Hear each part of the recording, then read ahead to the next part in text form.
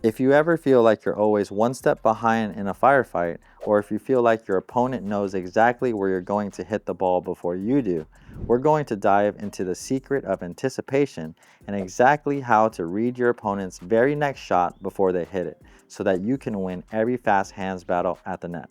Now we're going to talk about a little bit of the theory and the strategy of how high-level players start to read where each ball is going to come back after they counter or after they hit a ball. Okay, so Eli, let's just get in a good ready position. Again, most players will have their ready position somewhere around here. Okay, so this is kind of general. If somebody's sitting more forehand or backhand, this may change a little bit, but the theory is still going to apply. Okay, we're going to talk about the triangle theory here.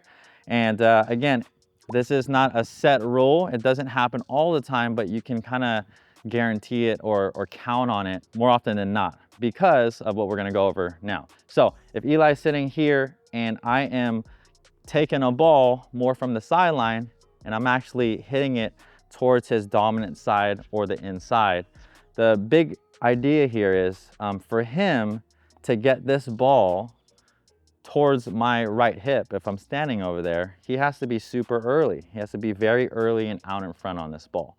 And also, especially if I'm over here playing the right in front of Eli, I have the sideline on my side, so I'm probably going to let those balls go. So it's really important that we understand if we kind of get an outside ball and we can hit a really good spot and jam them up either on a chicken wing like this or a forehand, for it to get to the right side of my body, he has to be super early. So what happens more often than not is he's a little late like this, or he will go to kind of a chicken wing here, and that will cause the ball to kind of go kind of right in front of me or towards the middle of the court. Or on the flip side of the token there, so he's going to be here, and then if I am really hitting a really good speed up here and he's reaching, again, to get it across court or across body, he has to be super early.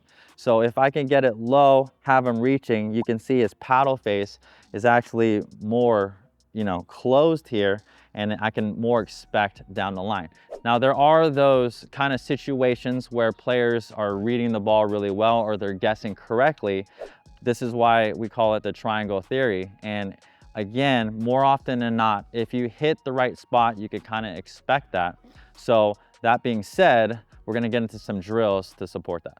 If you would like to know multiple ways to attack your opponents and different strategies up at the Non-Volley Zone line, you're going to want to check out our free attacking masterclass. Make sure you go to attackmasterclass.com or go in the description below.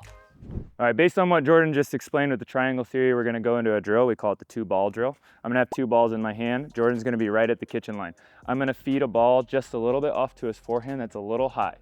What Jordan is going to try and do is hit it across my body into this cone. One thing that's really important here is that he gets it low. He doesn't want to give me that ball high because then I can go downward on that ball. So he wants to get low, more towards my hip here. And then because most players are late to that ball, often that next ball is going to come down the line. So what I'm going to do with my second ball, I'm going to let that first ball go.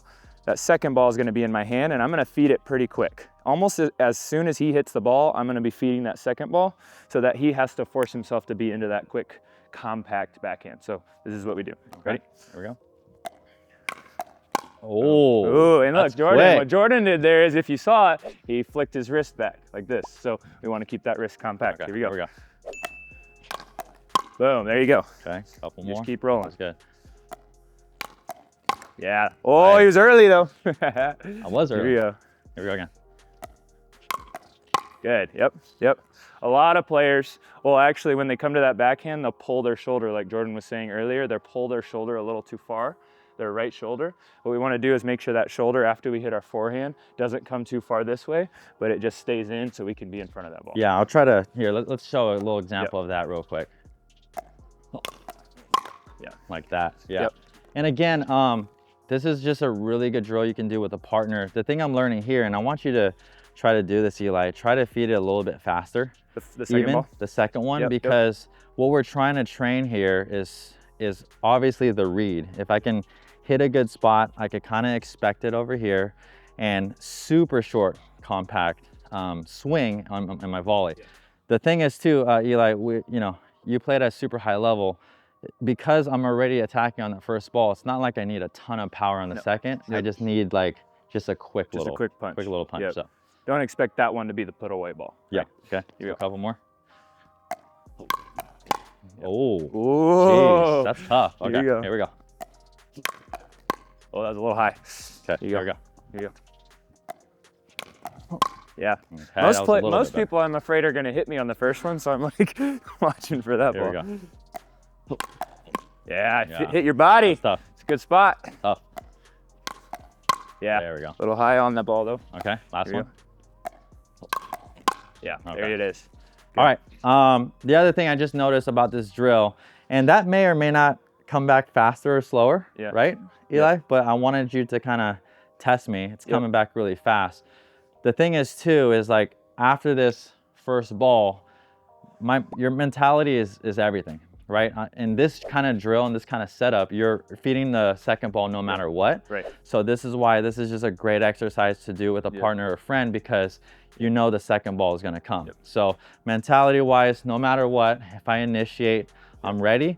And that was a good one. Now we're going to switch over to the left hand side and show you that. Now we're going to move to Jordan being on the left side with his backhand being the first opportunity to attack. I do want to emphasize this cone. We want to hit it low enough so that I'm making contact more about here rather than deep and contacting it here. If I get it here, I can go downward on that ball and it's going to be tough no matter where the ball is. Okay, so I'm going to do the same thing. Here we go. Good, there, yes. Okay.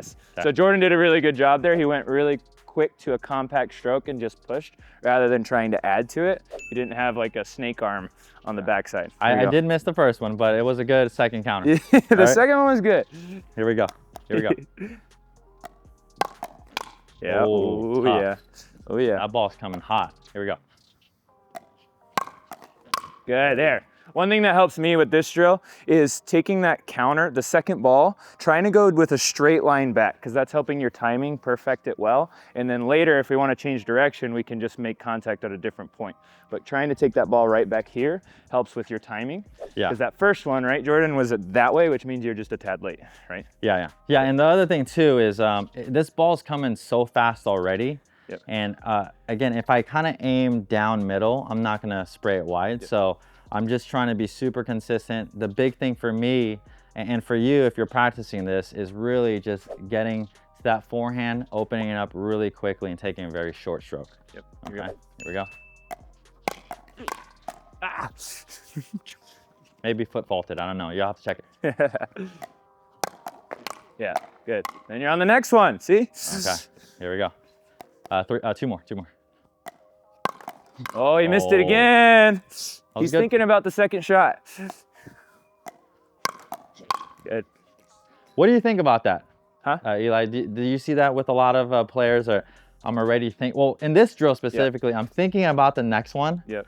But just doing this right now, I think it's really important that I do need to focus on that first one. I gotta take step one before two. Yeah.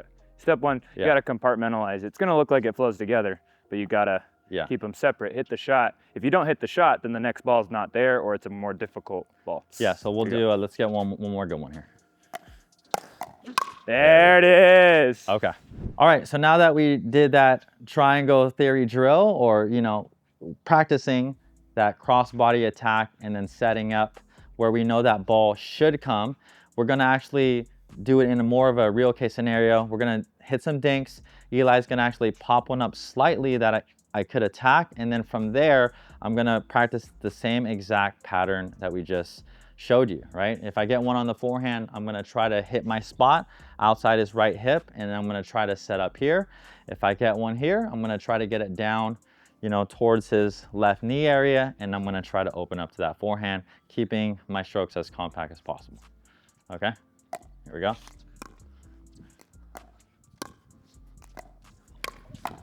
Oh yeah. I was ready. Here we go. Yeah. Okay. That was a good one. Clip that. Oh, yep. So that one, that was tough, right? I was going that way, and it came in my body, not my forehand. So what do you think there? Well, a little bit comes with the fact that I dinked it from this location, cross court to your body, so I was already kind of here. Got it. Right, and so taking that ball here is tough. Now maybe you're looking more for a pop-up when I pop it up this way and then looking for that pattern, right? Because if you hit it this way, I'm probably gonna be naturally a little bit early. Might be late, but I'm already here, so I'm protecting my body, taking it back into yours. Yeah. And the other thing too, I noticed maybe we slow that down and go back, but I didn't have him stretching out so much. I kind of had it straight to his midsection here. So if you have that, again, it's all about spots here.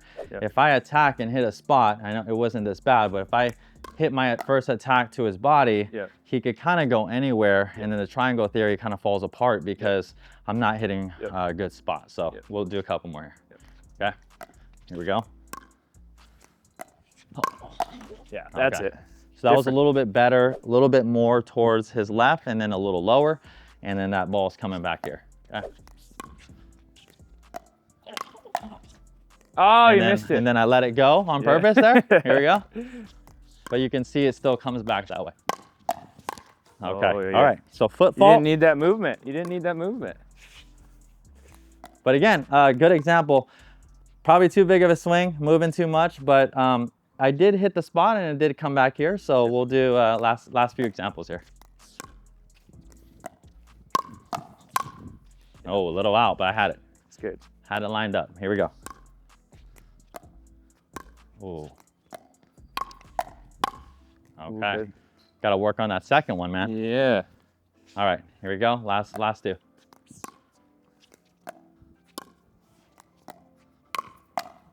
Yeah. Okay, and then let's do one more good one on the other side. Yep. Yeah. Here we go. There we go. There you go. Okay, so to recap, if you're hitting the right spot, you could kind of have a good expectation where that ball's coming back. Again, go out there with a partner, do these drills, and you can really start reading the ball really early, which will help your firefight game.